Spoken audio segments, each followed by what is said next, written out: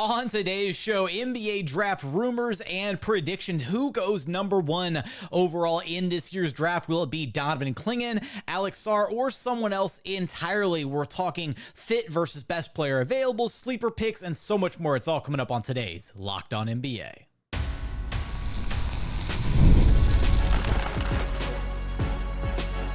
You are Locked On NBA, your daily NBA podcast.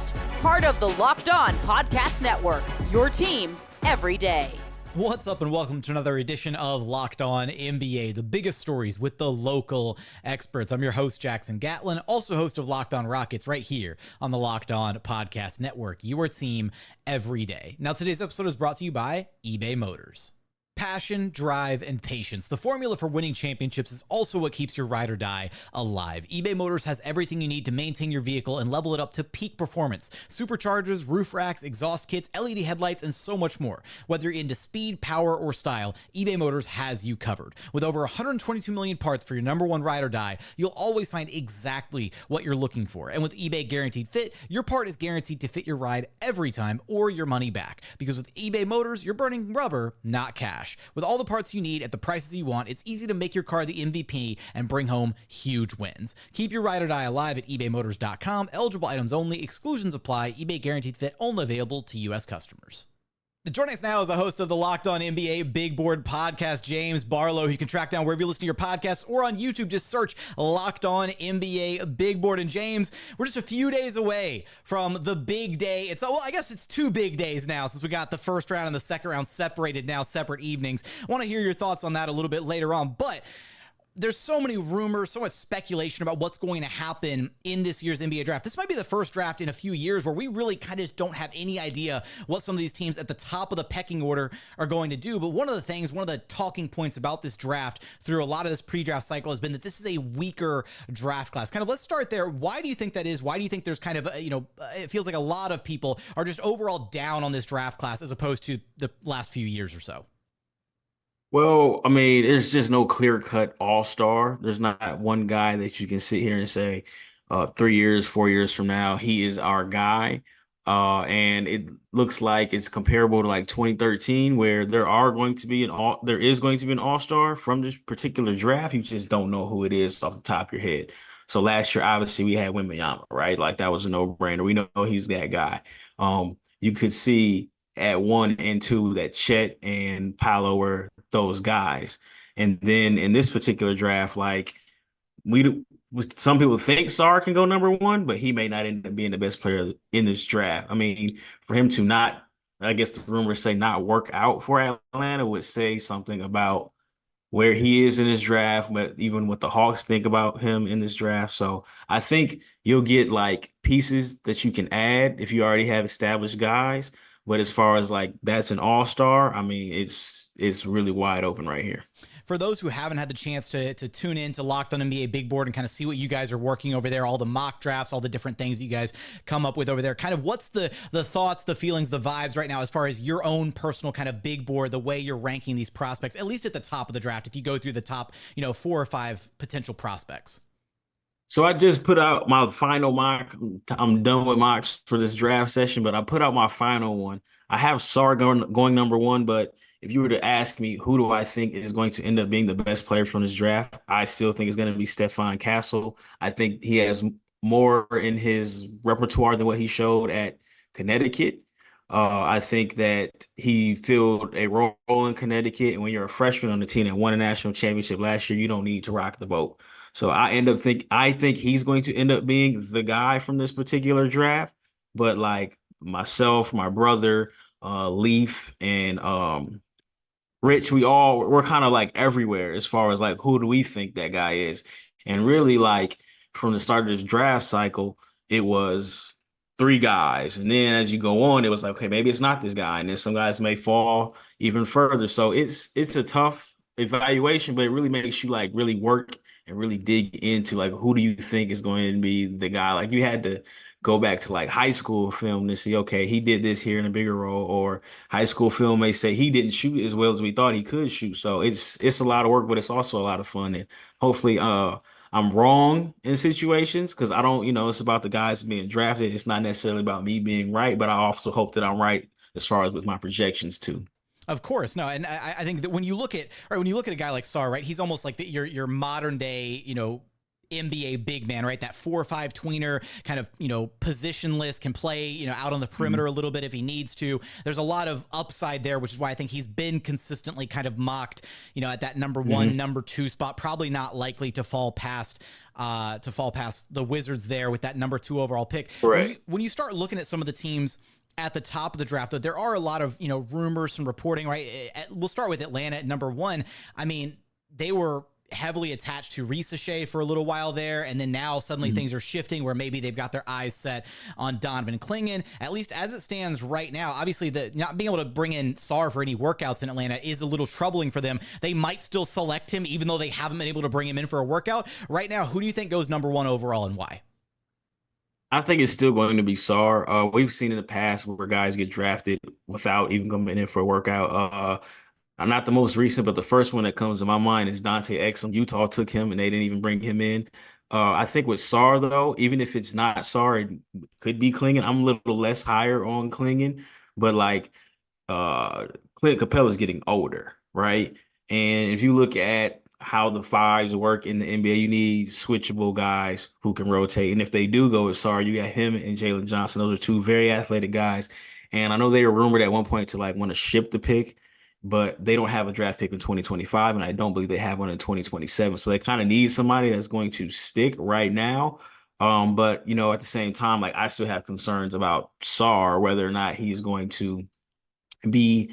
It's not fair to him if he's taking number because you're taking what you're taking. But I have concerns about like his ceiling as a basketball player because there's still like a lot that he kind of leaves on the table for me personally. We know that, whenever it comes time, this time of year, as the draft cycle's heating up and everything, there's always the argument or the debate amongst, draft heads or kind of draft philosophy, right? Trying to factor in fit versus just taking the best player available. Do you think that changes in a draft like this, where it is a little bit weaker across the board, where maybe you don't get I guess as many bites at the apple for like a true blue all-star caliber talent, a franchise altering talent? Do you think at that point teams this year doing their pre-draft research, bringing in different prospects to work them out privately, all that stuff, do you think they're factoring fit in a little bit more this year because there isn't that like those blue chip prospects that you can really kind of bank on turning into all-stars down the line?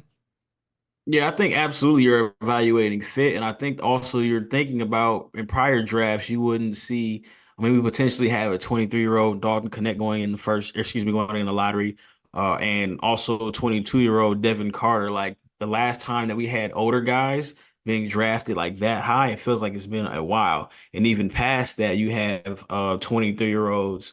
Tyler Kolek may be a first round pick. Tristan Da Silva could be a first round pick. Baylor Shireman could be a first round pick. Like this feels like 1998 all over again with these older guys. But I think in this particular draft, you do want some upside. But if like you're the Pistons, I don't know how many more young guys you can have before you sit here and say we need somebody who can contribute and get this thing going in the right direction. Even with like Portland or Charlotte, it's like how many more 18, 19-year-olds do you want to add to the mix? It's like you need some guys that can compete right now who still have some upside, but at the same time, you need somebody like, I guess adults in the room because it's an older league, but it's still a younger league because Oklahoma City's young, Minnesota best player is young. So I think you have to evaluate fit and upside more so than in previous drafts. Who do you think right now is if you got, and it could be more than one name, it could be a couple different names, guys that you might, come draft day, this Wednesday might jump up a little bit and be taken a lot further ahead of where they're currently being mocked or where other guys have them on their respective kind of big boards, guys that might surprise you with where they're taken come Wednesday night? I think Devin Carter is a surprise to me more so than I guess the consensus, but like him being a lottery pick, considering he had one like great year of shooting and he's an older prospect, like that's a big jump to me, especially if you look at like trends of the past. I think Carlton Carrington is going to get a bump with his pick and roll playmaking ability. I think Keyshawn George may end up going a little higher than what people expect. I mean, if you look at his production at Miami, it wasn't the he wasn't the most productive player, but at 6'8", and he can shoot and he can handle a little bit. He's an intriguing prospect. It's going to be like a draft, I personally think, where if you like a guy, you just take him and you don't worry about the number where you take him at. It's like, if that's who we like, that's who we're going to take, because the 15th pick and the 35th pick, there may not be that much of a difference between the two. You had your GM hat on a moment ago when we were talking about Atlanta, right? What they might do with that number 1 pick. If I ask you to continue down that train of thought, we'll just go through number 5. So let's say the Pistons pick. Okay. If everything stays chalk, there's no wacky trades, none of that on draft night. So the 5 teams at the top stay in that order. Who do you want to see go where and why? So you started with Sarr in Atlanta, number 1. Who are you taking at number 2? I would take Castle number 2 in Washington. I am buying him. I don't, he wants to call himself point guard. That's fine. I think he's a playmaking wing. So I think he could play 1, 2, or 3. But I think he has what it takes in Washington. He's a good foundational piece, and he'll keep you in the race for 2025. At number 3, I like the Rockets taking Risacher here with Dylan Brooks' contract. I think he signed one of those funky ones. And also Van Vliet signed a funky contract where I think they have like 1 year. They signed something crazy where they could be out soon. But if you're Ime Udoka and you just watch your Boston Celtics win a championship, they just had big wings. So if you decide that Amen Thompson can play point guard, which is going to come down to him being able to shoot the ball, you can go with Thompson, Jalen Green, Risacher, Jabari Smith, and then you can go Şengün. If you don't feel like Şengün can close at the 5 because he can't move his feet, you can go Jabari Smith at the 5. You can bring in Tari Eason at the 4. And then even then, you're still long, you're switchable, and you're athletic. At number 4, I've been trying to speak this into existence for a few months. Rob Dillingham in San Antonio. I just love the fit. If you don't think he can defend, he's got the best defender probably ever behind him, cleaning up all of his messes.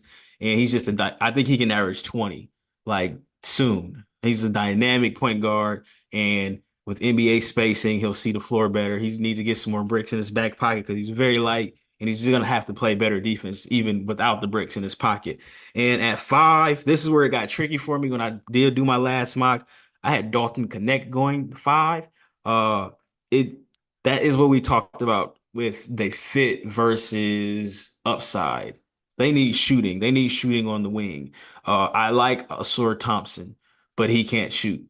I like Jaden Ivey, but he hasn't figured out how to play with Cade Cunningham. So if you give them an identity, we got Cade, we got a lights out shooter. If you think he can score at that level, at a level where he's not just a stand-up, spot-up shooter, then you can go Connect, and then you can have Ausar Thompson trying to figure out where he is offensively. I kind of like Reed Shepherd there, but that I like Connect. I think they need a bigger wing, and that one was tough because I'll make a long story less long. Trajan Langdon is the new guy there, and I couldn't remember what his track record was in New Orleans. He liked switchy guys, versatile guys, but it was, I think, David Griffin making the picks. So that's where it gets tough, what Detroit does. Risacher fall in Detroit would be perfect, but he's not going to fall that far, I don't think. It's real tough when you get a new guy in charge and you don't really have that historic track record to look back and be like, oh, we think this guy likes these types of players. You don't really have that with Detroit. It's kind of a big question mark at this point as to what direction they ultimately go. But what will ultimately happen in this year's NBA draft? Will we see the picks stay chalk and just go down the board, or will we see some crazy draft night trades? You're going to have us covered for everything that happens in the draft and what the post-draft aftermath means over at Locked On NBA Big Board. James, thanks for stopping by Locked On NBA with me. Appreciate you for having me. Thank you.